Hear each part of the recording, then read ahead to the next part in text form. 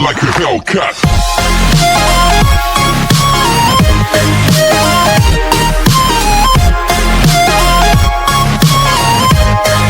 Part 2 में हमने देखा कि मैंग फांगयान के बहुत ही ज्यादा क्लोज आ जाता है क्योंकि उसके पास फ्रेंच किस करने का डेयर आया था, जिसे खुद के इतने क्लोज देख फांगयान भी हैरान हो जाती है। पर तभी मैंग फांगयान के मुंह से लॉलीपॉप निकालते हुए बोलता है कि क्यों ना अब हम कॉन्ट्रैक्ट पे साइन करें, जिसे सुन फांगयान मुंह बनाने लग जाती है। जिसके बाद फिर हमें दिखाया जाता है कि फांगयान और यायो दोनों एक रूम से डिस्कशन करके आती हैं, जिन्हें देख हाओयिंग उन दोनों से कॉन्ट्रैक्ट पे साइन करने के लिए बोलता है। बट फांगयान कहती है कि पर मेरी एक कंडीशन है और वो ये कि मैं आज ही वी से मिलना चाहती हूँ। तो ये सुन मैंग को बुरा लगता है, पर फिर वो उसकी इस कंडीशन को एक्सेप्ट कर लेता है। और वहीं दूसरी तरफ हम देखते हैं कि आज मैंग के घर पर उसकी मॉम की बर्थडे पार्टी है, जहाँ वो सभी गेस्ट को अटेंड करने के बाद अपनी फ्रेंड से बातें करने लग जाती है। जहाँ जब वो सुनती है कि उनकी फ्रेंड्स के सभी बच्चों ने शादी कर ली, तो ये सुन वो थोड़ा बहुत उदास हो जाती है क्योंकि वो भी चाहती है कि उनके बच्चे यानी मैंग और वी शादी कर लें, पर वो दोनों किसी भी लड़की को डेट करने तक के लिए तैयार नहीं है। क्या तभी वहाँ वी आता है, जिसको उसकी मॉम अपनी सभी फ्रेंड्स से इंट्रोड्यूस कराने लग जाती है और बोलती है कि मेरा बेटा म्यूजिक वर्ल्ड में बहुत ही ज़्यादा फेमस है, इसलिए उसके पास किसी भी लड़की को डेट करने के लिए टाइम नहीं, और साथ ही मेरा बेटा इतना ज़्यादा हैंडसम है कि इसके लिए मुझे लड़की ढूंढना तक मुश्किल हो रहा है। तो ये सुन वी की मॉम की फ्रेंड्स फेक स्माइल देने लग जाती है एंड वी बस चुप खड़ा रह जाता है। क्या तभी घर के बाहर हाओयिंग, मैंग और फांगयान ये तीनों वी से मिलने के लिए आते हैं, जहाँ हाओयिंग फांगयान को बताता है कि आज मैडम लिंग यानी मैंग की मॉम का बर्थडे है, जिसे सुन फांगयान काफी ज्यादा हैरान हो जाती है क्योंकि उसे इस बारे में कुछ नहीं पता था, इसलिए वो अंदर जाने से मना कर देती है, ये कह के कि मेरे पास तुम्हारी मॉम को देने के लिए प्रेजेंट नहीं, इसलिए मैं फिर किसी और दिन वी से मिल लूंगी। बट मैंग फांगयान को जाने नहीं देता और कहता है कि चुपचाप अंदर चलो। और वहीं मिस लिंग वी को किसी भी लड़की के साथ रिलेशनशिप में आने के लिए फोर्स करती है ताकि वो जल्द से जल्द शादी कर ले। कि तभी वी अपने भाई मैंग को आता देख वहाँ से चला जाता है, जिसके बाद मैंग अपनी मॉम को बर्थडे विश करता है और उनसे वी के बारे में पूछता है कि वी कहाँ है, जिस पर वो बताती है कि वो ऊपर अपने रूम में है। क्या तभी फांगयान पीछे से भागने लग जाती है, बट मैंग फांगयान को पकड़ उसे अपनी मॉम के आगे खड़ा कर देता है, ये बताते हुए कि ये उसकी मूवी की न्यू वॉइस आर्टिस्ट है। जिसे सुन मिस लिंग काफी ज्यादा खुश हो जाती हैं और उससे बातें करने लगती हैं, जहाँ फांगयान भी उनको बर्थडे विश करती है। क्या तभी पीछे से मैंग फांगयान को गिफ्ट पास करता है मॉम को देने के लिए, जिसे फांगयान मॉम को दे भी देती है। तो जब वो गिफ्ट को खोलकर देखती हैं तो वो बहुत ही ज़्यादा खुश हो जाती हैं क्योंकि उसमें उनका फेवरेट डिज़ाइनर का बनाया हुआ स्कार्फ था। देन मैंग की मॉम फांगयान को अपने फ्रेंड से मिलवाने के लिए लेकर जाती हैं, जहाँ वो फांगयान से बहुत सारे क्वेश्चंस भी पूछती हैं कि तुम कहाँ रहती हो, तुम्हारी फैमिली क्या करती है और तुम कितने बहन भाई हो। जिस पर इससे पहले कि फांगयान कुछ बताती कि तभी मैंग फांगयान को अपने साथ वहाँ से ले जाता है। जिसके बाद मैंग की मॉम हाओयिंग से पूछती है कि क्या उसने उनका दिया हुआ काम किया, जिस पर हाओयिंग बताता है कि उनके बेटे को लव एंड डेटिंग जैसी किसी भी चीज़ में इंटरेस्ट नहीं। तो मैंग की मॉम कहती हैं कि मैंग तुम्हारा दोस्त भी है, क्या तुम्हें उसकी फिक्र नहीं होती। जिस पर हाओयिंग बोलता है कि मैं तो खुद सिंगल हूँ, अब भला मैं मैंग के लिए लड़की कहाँ से ढूंढूं। तो फिर मैंग की मॉम हाओयिंग से फांगयान के बारे में पूछने लग जाती है कि क्या मैंग फांगयान को पसंद करता है, क्योंकि वो कभी किसी लड़की को अपने साथ घर नहीं लाया। इसलिए फिर वो हाओयिंग के कानों में उससे कुछ काम करने के लिए बोलती है, जिसे सुन हाओयिंग बहुत बुरी तरह हैरान हो जाता है और कहता है कि ऐसा होना इम्पॉसिबल है। और वही साइड में मैंग फांगयान को बताता है कि वी ऊपर है, इसलिए तुम्हें उससे ऊपर जाके मिल लेना चाहिए। जिसे देख फांगयान बहुत बुरी तरह शॉक हो जाती है क्योंकि उसे यकीन ही नहीं आ रहा था कि वो आज सच में वी से मिलने वाली है। जिसके ऐसे रिएक्शंस देख मैंग पूछता है कि क्या तुम पागल हो, बट फांगयान उससे कहती है कि मैं बस अभी आई बाहर से थोड़ी हवा लेके, क्योंकि मैं काफी ज्यादा नर्वस हूँ। और वहीं ऊपर वी इंजियांग की पोस्ट खोलकर उसकी ट्री वाली पोयम सुन रहा था क्योंकि उसे इंजियांग की पोयम के वर्ड्स काफी ज्यादा पसंद आ रहे थे, क्योंकि वो सभी वी की सिचुएशन से फुल मैच हो रहे थे। जिसके बाद जब वी बाहर आता है कि तभी वो वहाँ फांगयान को देखता है, जो कि खुद को हिम्मत देने के लिए वही ट्री वाली पोयम बोल रही थी। जिसको वी ने इंजियांग वाली आईडी पे सुना था, इसलिए वी समझ जाता है कि ये लड़की इंजियांग ही है। एंड जब फांगयान वी को खुद के सामने खड़ा देखती है तो वो भी बहुत बुरी तरह शॉक हो जाती है एंड पीछे मुड़कर ड्रिंक पीती है, क्योंकि एक तो वो वी की बिग फैन है और ऊपर से अगर वी अब एकदम से ही उसके सामने आकर खड़ा हो जाएगा तो फांगयान तो शॉक होगी ही ना। और फिर वी ये कंफर्म करने के लिए कि ये लड़की इंजियांग ही है कि नहीं, इसलिए वो इंजियांग वाली आईडी पे मैसेज करता है, जिसकी तुरंत ही नोटिफिकेशन बेल फांगयान के मोबाइल पे रिंग होती है,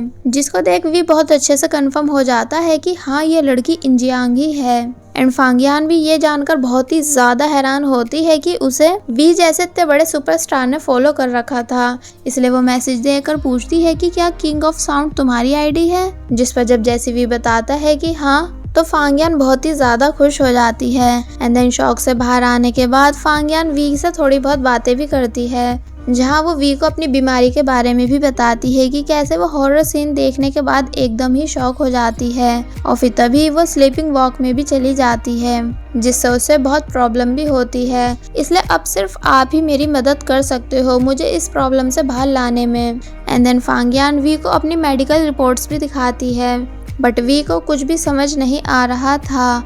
और वही मैंग जो कि स्टेज से नीचे आ रहा था, वो फांगयान और वी को साथ में बैठा हुआ देख वहीं रुक जाता है और फिर उन दोनों को घूरने के बाद वापस ऊपर चला जाता है। देन वी पूछता है कि आखिर फांगयान उससे क्या चाहती है, जिस पर फांगयान कहती है कि वो अपनी स्लीप वॉकिंग बीमारी को ठीक करने के लिए उसके साथ टाइम स्पेंड करना चाहती है। तो ये सुन वी मायूस हो जाता है और कहता है कि फांगयान तुम्हें मेरा हक चाहिए या फिर ऑटोग्राफ, जब चाहिए हो बता देना, मैं आ जाऊंगा। ये कहकर वी वहाँ से चला जाता है और फांगयान के रोकने से भी नहीं रुकता, क्योंकि वो फांगयान को उसकी कोई क्रेजी फैन समझने लगा था। इसलिए फांगयान बहुत ही ज्यादा उदास होकर चलने लगती है, जिसे उदास देख मैंग हंसकर उसे पूछता है कि मिलनी वी से, क्या अब हम कॉन्ट्रैक्ट पर साइन करें। बट फांगयान मुंह बनाकर वहां से चली जाती है। तो फिर मैंग भी हंसते हुए फांगयान के पीछे जाता है। जिन दोनों को जाता हुआ देख मैंग की मॉम हाउजिंग से उन दोनों के बीच कनेक्शन बनाने के लिए बोलती हैं। जिसके बाद फिर हम देखते हैं कि जब फांगयान उदास हुई हुई वापस घर आती है तो उससे उसकी फ्रेंड पूछती है कि क्या तुम वी से मिली, जिस पर फांगयान बताती है कि हाँ, पर उसे लगा कि मैं उसकी कोई क्रेजी फैन हूँ। तो ये सुन यायो कहती है कि कोई नहीं, मैं सब ठीक कर दूंगी। इसलिए वो नेक्स्ट डे हाओ यिंग से मिलने जाती है, जहां वो उससे कहती है कि फांगयान कॉन्ट्रैक्ट पे साइन तभी करेगी जब तुम मेरी एक शर्त मानोगे, और अगर तुम मेरी शर्त मानते हो तो फिर मैं तुम्हारी सबके सामने कभी इंसल्ट नहीं करूंगी। तो ये सुन हाओ यिंग पूछता है कि और वो शर्त क्या है, जिस पर याओ कहती है कि मैं चाहती हूँ कि तुम फांगयान और वी को करीब लाओ, क्योंकि फांगयान वी को पसंद करती है। जिसे सुन हाओ यिंग हैरान हो जाता है और कहता है कि अगर फांगयान वी को पसंद करती है तो फिर मैंग का क्या होगा। इसलिए फिर वो बहुत ही ज्यादा कंफ्यूज होकर अपने माइंड में से सारी सिचुएशन सॉल्व करने की कोशिश करता है और कहता है कि मैंग की मॉम चाहती है कि मैंग और फांगयान एक दूसरे के करीब आए, इसलिए मुझे वी का यूज करके इन दोनों को करीब लाना चाहिए। और मैंग तो है ही इतना ज्यादा हैंडसम, जिसके साथ अगर फांगयान रहेगी तो फिर वो वी को भूलकर मैंग को पसंद करने लग जाएगी। देन मैंग की मॉम भी मेरे काम से इम्प्रेस होकर मेरी बहुत ज्यादा तारीफ भी करेंगी और फिर कहता है कि वाह मैं कितना इंटेलिजेंट हूँ। और फिर वो याओ से कहता है कि ठीक है, मैं तुम्हारी कंडीशन मानने के लिए तैयार हूँ, और बताता है कि मैंग की मॉम यानी मिस लिंग अपने बेटे वी के लिए केयर टेकर ढूंढ रही हैं, जो कि हर टाइम उसकी केयर कर सके। इसलिए अगर तुम कहो तो मैं ये जॉब फांगयान को दिला सकता हूँ, जिस पर याओ कहती है कि हाँ ठीक है, दिलवा दो। आगे बढ़ने से पहले मेरी आप सभी से रिक्वेस्ट है कि अगर आप सभी ने अभी तक हमारे चैनल को सब्सक्राइब नहीं किया है तो आप सभी प्लीज़ पहले हमारे चैनल को सब्सक्राइब कर दीजिए, और साथ ही वीडियो अच्छी लग रही है तो लाइक एंड कमेंट भी कर दीजिएगा।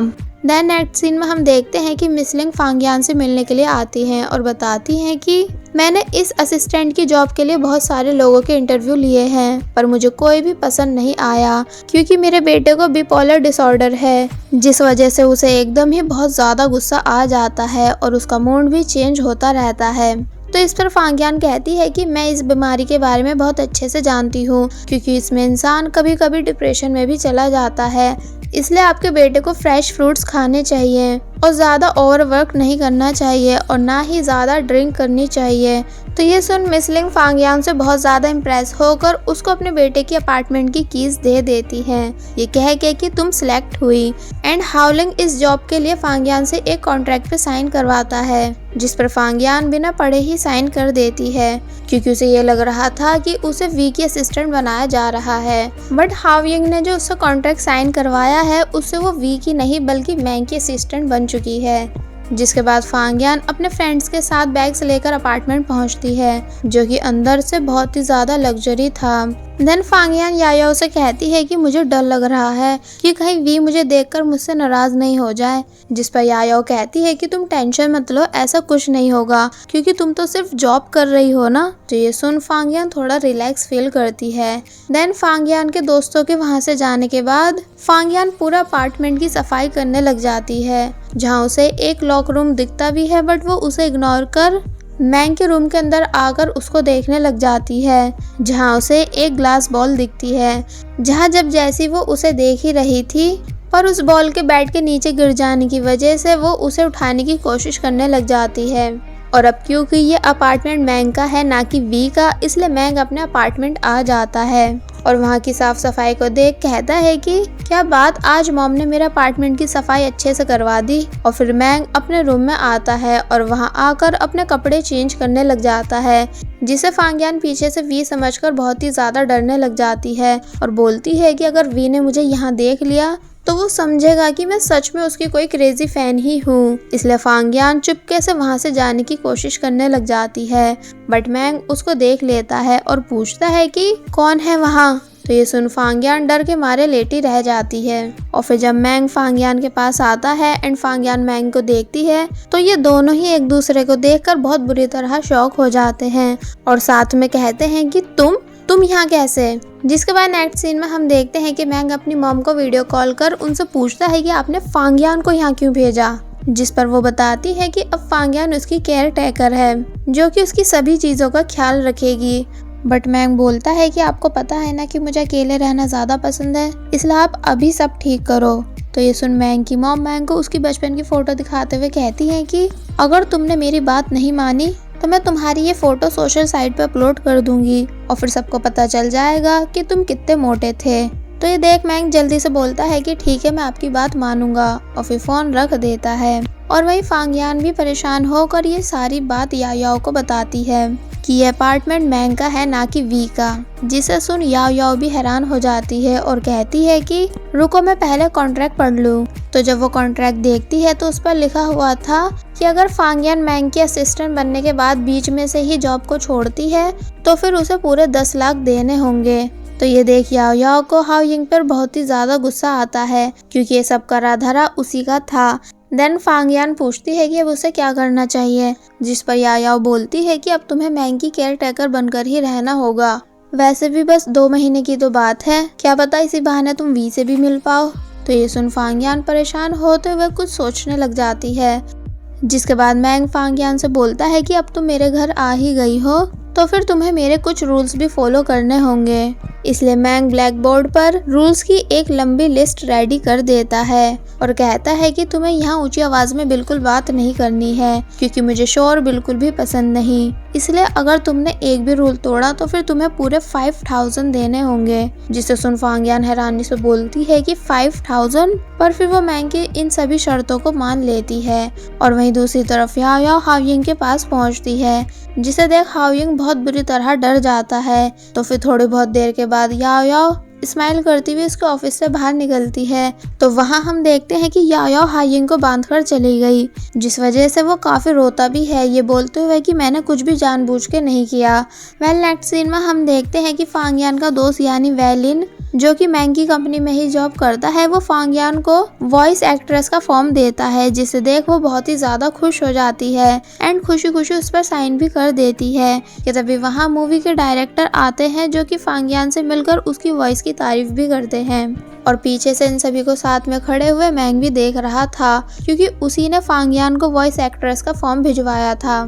जिसके बाद नेक्स्ट सीन में हम देखते हैं कि मैंग से मिलने उसकी मूवी की एक एक्ट्रेस आती है जो कि मैंग को काफी ज्यादा पसंद भी करती है, इसलिए वो फुल कोशिश करती है मैंग को अपनी बातों से पटाने की। बट मैंग उसमें बिल्कुल भी इंटरेस्टेड नहीं था। इसलिए जब ये दोनों लिफ्ट में होते हैं कि तभी वहाँ फांगियान आती है और उन दोनों को एक दूसरे के काफी क्लोज खड़ा देख सॉरी कहकर वहाँ से जाने लगती है। बट मैंग फांगियान को पकड़कर उसको अंदर लिफ्ट में ले लेता है और फिर वो उस एक्ट्रेस के सामने फांगियान के साथ ऐसे बिहेव करता है जैसे कि वो फांगियान की बहुत ही ज्यादा केयर करता हो, जिसे ये सब करता देख उस एक्ट्रेस को बिल्कुल भी अच्छा नहीं लगता। इसलिए वो गुस्से में वहाँ से चली जाती है, जिसके जाने के बाद मैंग फांगियान को दूसरे फ्लोर पर लाकर अपना कोट खींचते हुए उसे लिफ्ट से बाहर फेंक देता है, ये कहकर कि अब तुम यहाँ से जा सकती हो। जिसके इस बिहेवियर को देख फांगियान को बहुत ही ज्यादा गुस्सा आता है और वो कहती है कि क्या इसने मुझ जैसी मासूम लड़की का यूज किया। जिसके बाद नेक्स्ट सीन में हम वी को देखते हैं जो कि डॉक्टर किम से मिलने आया हुआ था। वेल ये वही डॉक्टर हैं जो फांगियान की स्लीप वॉकिंग बीमारी का भी ट्रीटमेंट कर रहे हैं। कि तभी वी को फांगियान की बात याद आती है, इसलिए वो डॉक्टर किम से स्लीप वॉकिंग डिसऑर्डर के बारे में पूछने लग जाता है। और वहीं हाओयिंग यायाओ के घर के बाहर आया हुआ था और वहीं खड़े होकर यायाओ से बात करने की प्रैक्टिस करने लग जाता है।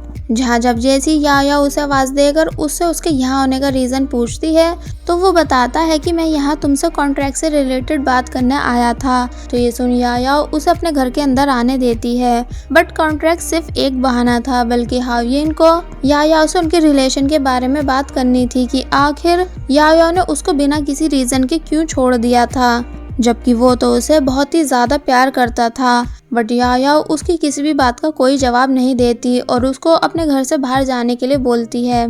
कि तभी वहाँ एक बच्चा आता है जो कि बोलता है कि आप मेरी मॉम से क्यों लड़ रहे हो, क्या आप मेरे डैड हो। जिसे सुन हाओयिंग हैरान होकर पूछता है कि मॉम, कौन मॉम।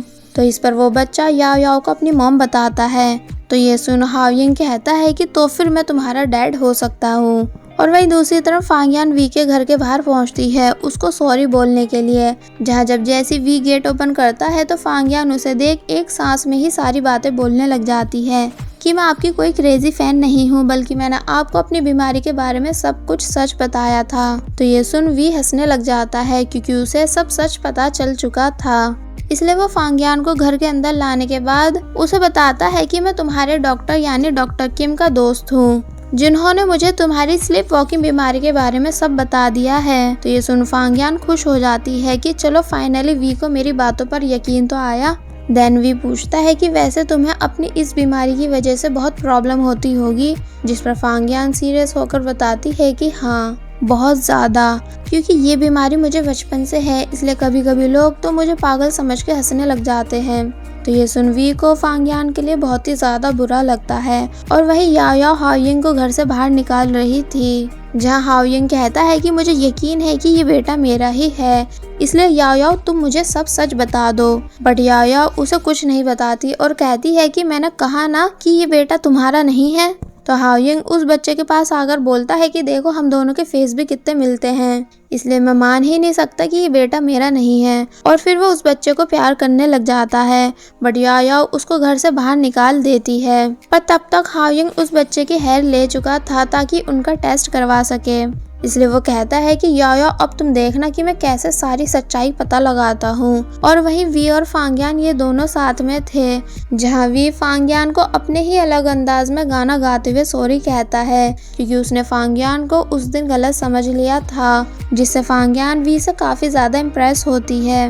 देन वी कहता है कि मैं अपोलोजाइज के तौर पर तुम्हारी 3 विशेस पूरी करना चाहता हूँ। तो ये सुन फांगियान बहुत ही ज्यादा खुश हो जाती है। और बस फिर इसी के साथ पार्ट 3 यहीं पर एंड हो जाता है।